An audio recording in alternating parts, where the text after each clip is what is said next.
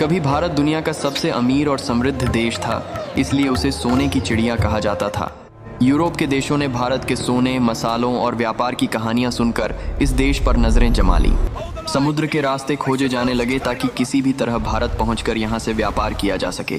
अंग्रेज व्यापारी बनकर भारत आए, लेकिन उनके असली इरादे धीरे धीरे सत्ता हासिल करने के थे।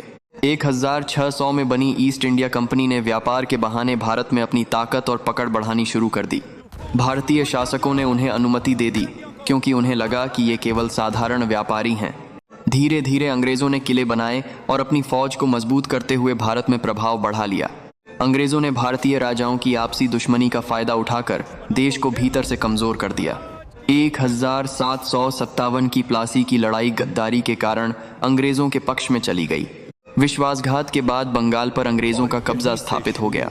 भारी लगान और कठोर नीतियों से किसान गरीबी और भूख से जूझने लगे। भारत का धन जहाजों में भरकर इंग्लैंड भेजा जाने लगा और देश आर्थिक रूप से कमजोर होता गया। 1857 में सैनिकों और जनता ने मिलकर अंग्रेजी शासन के खिलाफ पहली बड़ी क्रांति छेड़ी।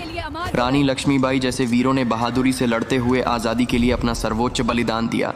1858 के बाद भारत सीधे ब्रिटिश राज के अधीन आ गया और गुलामी का दौर और गहरा हो गया। ईस्ट इंडिया कंपनी तो चली गई, लेकिन ब्रिटिश राज के साथ भारत की गुलामी और भी गहरी हो गई। भारत झुका जरूर था, पर उसके लोगों के दिलों में आज़ादी की उम्मीद अभी भी जिंदा थी। अंग्रेज सिर्फ ताकत से नहीं, हमारी आपसी कमजोरियों का फायदा उठाकर हम पर राज कर पाए।